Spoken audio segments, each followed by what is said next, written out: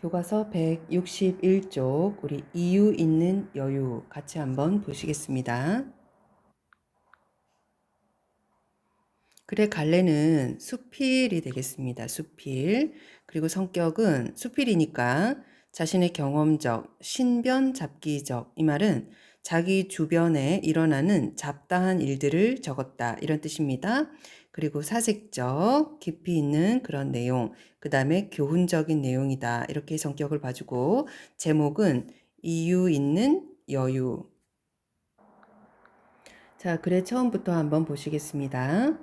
근교로 놀러 가자는 친구의 말에, 근교는 가까운 데 가자 이런 뜻이겠죠. 여유가 없어 라고 쏘아붙이고 전화를 끊었다. 머리를 굴려보면 나들이를 갈 수도 있을 듯 했지만 단칼에 거절하고 나니 정말로 여유가 없는 것 같았다. 달력을 넘겨보고 휴대전화 메모를 들여다보았다. 해야 할 일들이 있었지만 오늘 하루 놀러 가지 못할 정도는 아니었다.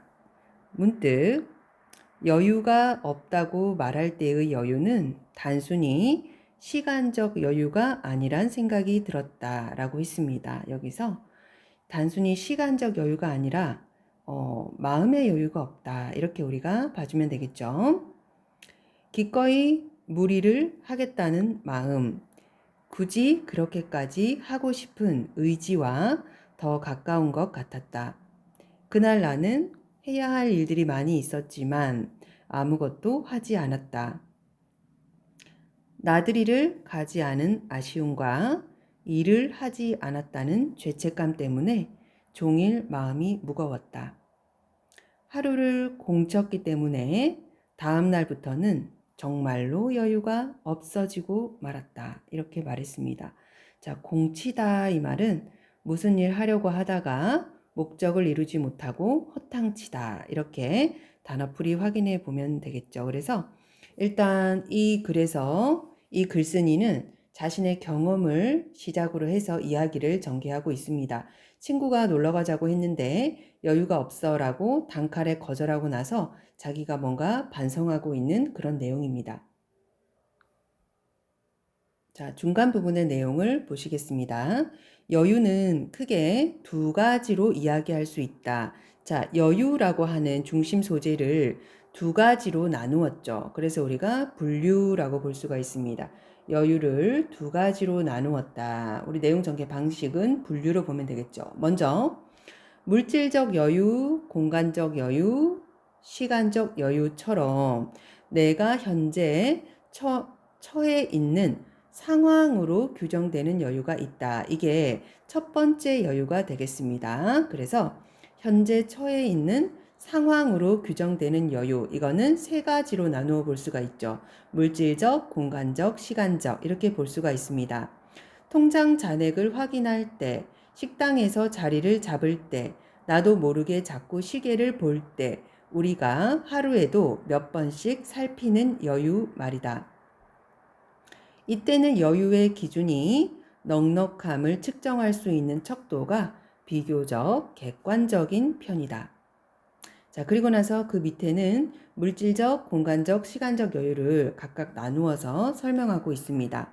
물질적 여유가 없어서 초밥 대신 김밥을 사 먹고 커피숍이 아닌 자판기 앞에 가야 할 때도 있다. 이렇게 물질적인 여유를 구체적인 예를 들어서 이야기를 하고 있죠. 그래서 예시 이렇게 봐주면 되겠고, 공간적 여유가 없어서 커다란 냉장고를 사는 것을 포기할 수도, 책상 대신 조그만 상을 드릴 수도 있을 것이다. 자, 시간적 여유가 없어서 택시를 타거나 기다려왔던 약속을 뒤로 미룰 수밖에 없을지도 모른다라고 했습니다. 그래서 여기서는 첫 번째 여유, 현재 처해 있는 상황으로 규정되는 여유를 세 가지로 나누고 그 세 가지에 대해서 각각 예를 들어가면서 지금 설명하고 있습니다.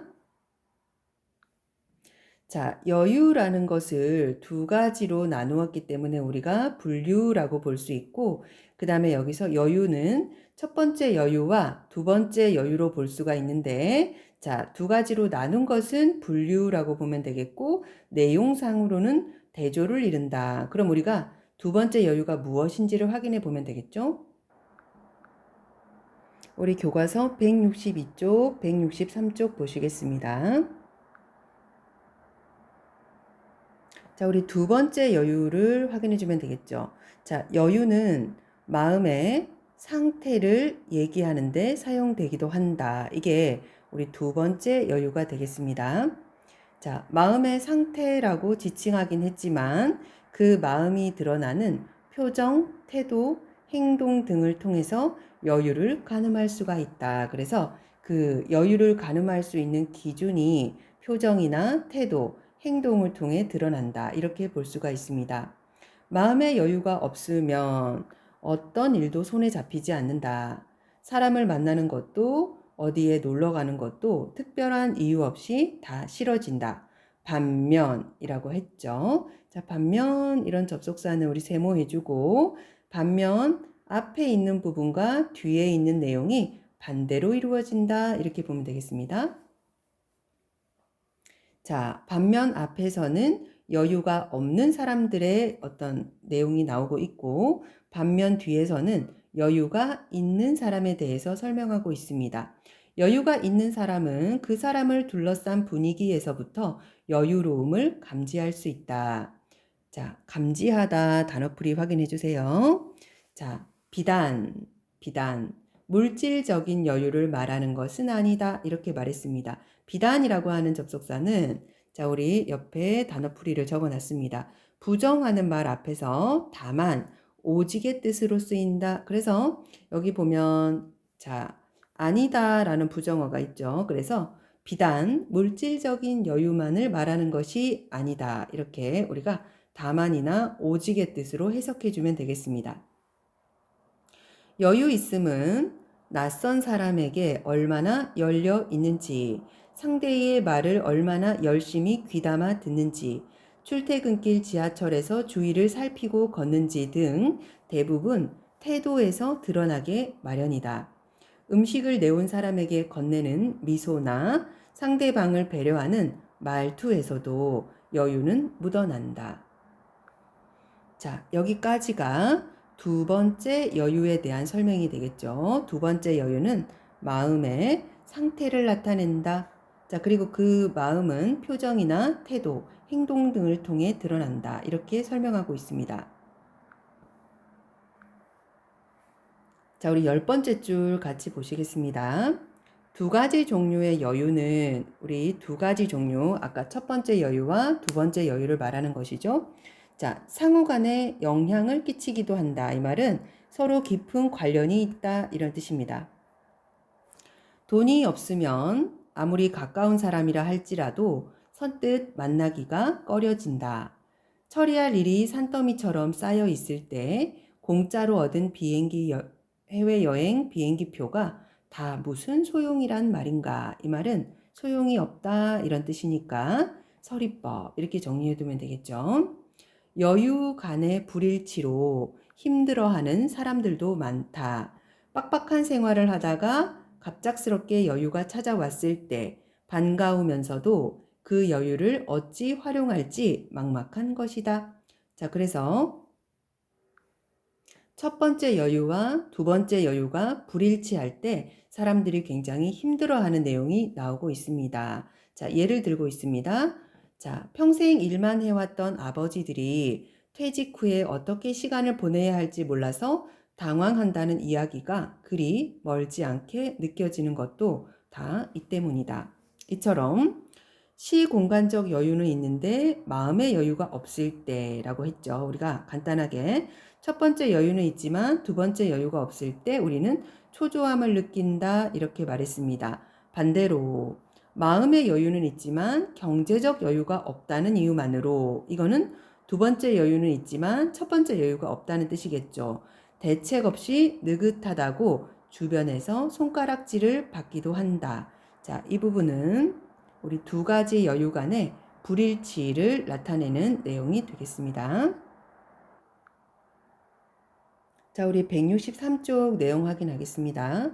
첫 번째 여유가 상황에 따라서 달라지는 것이라면 두 번째 여유는 훈련으로 획득할 수 있다. 이렇게 말했죠. 이 두 가지 여유를 만드는 방법에 대해서 제안하고 있는 부분입니다.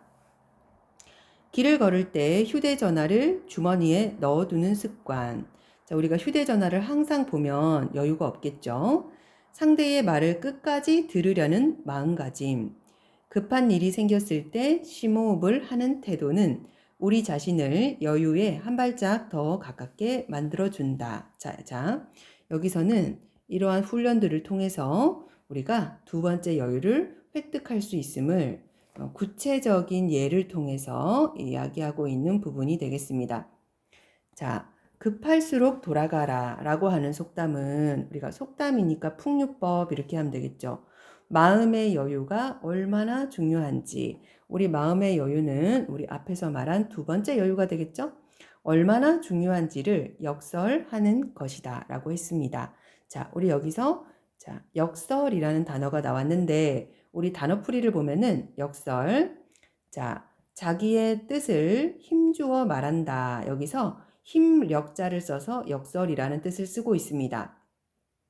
그런데 우리가 또 역설이라는 단어를 또 하나 알고 있죠.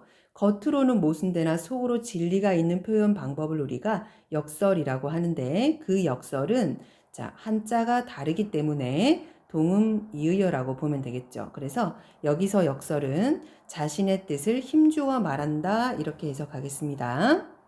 다시 돌아와서 약속 시간에 늦어서 부랴부랴 나왔다가 지갑을 두고 와 다시 집으로 돌아간 경험이 다들 한 번쯤 있을 것이다. 이렇게 말했죠. 그래서 마음의 여유가 없을 때는 실수가 또 잦아지고 당황하는 그런 경험들이 있었을 것이다. 이렇게 제시되고 있습니다.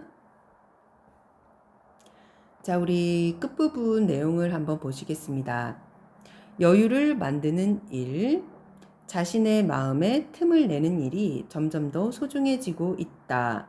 쉬는 것이 죄처럼 여겨지는 사회에서, 쉬는 것이 죄가 아닌데 죄처럼 여겨진다는 것은, 우리 사회가 그만큼 어떤 사람의 쉼에 대해서 잘못된 생각을 가지고 있다는 뜻이겠죠. 그래서 우리 사회에 대한 어떤 비판적인 태도가 담겨 있다. 이렇게 볼 수가 있습니다. 비판적인 태도.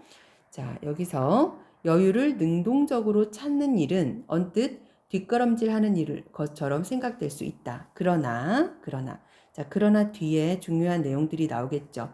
여유를 낼 때, 가던 길을 잠시 멈추고 한 발 물러섰을 때, 비로소 그제서야 마침내 주위를 둘러보는 일도, 자신을 들여다보는 일도 가능해진다. 교과서 164쪽 마무리하겠습니다. 자, 여유가 나면 사람들은 보통 영화를 보거나 여행을 하는 등 자신들이 좋아하는 일을 한다. 이는 취향을 반영하는 것이다. 여유가 날 때까지 기다리지 않고 적극적으로 여유를 내려면 의지와 간절함이 필요하다라고 했습니다. 여유를 낸다는 것은 다른 것을 할 수도 있는 시간을 나로 향하게 만드는 일이기 때문이다. 이렇게 이야기하고 있죠. 그래서 여유를 낸다는 것은 어떤 적극적인 의지와 간절함이 필요한 일이다. 이렇게 이야기합니다. 스스로에게 본래의 정체성을 찾아주는 일. 나를 둘러싼 시간과 공간에 나를 분명하게 각인하는 일. 각인이라고 하는 것은 머릿속에 새겨 넣듯이 깊이 기억된다. 이렇게 봐주면 되겠죠. 마침내 삶이 희미해지지 않게 하는 일. 나는 이러한 일이 모두 자발적으로 나서서 만드는 여유에서 나온다고 생각한다. 자, 그래서 자발적으로 여유를 만들어야 이렇게 어떤 여유의 가치를 우리가 느낄 수 있다. 이렇게 생각해 주면 되겠죠. 이는 궁극적으로 내가 현재 누리는 여유에 마땅한 이유를 찾아주는 일이기도 할 것이다. 이렇게 하면서 오은의 이유 있는 여유 이렇게 내용을 한번 훑어봤습니다.